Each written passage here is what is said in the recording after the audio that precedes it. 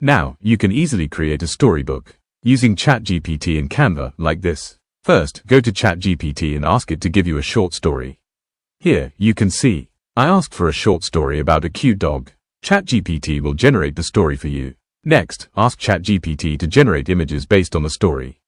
Finally, ask for the front page and the last page images. And that's it. Now, open Canva and choose a design with a 4:5 ratio or any size you like.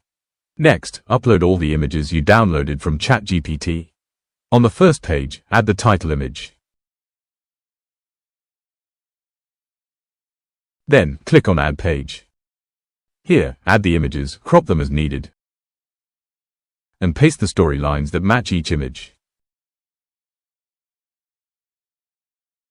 Repeat this process for all the pages. At the end, add the last page.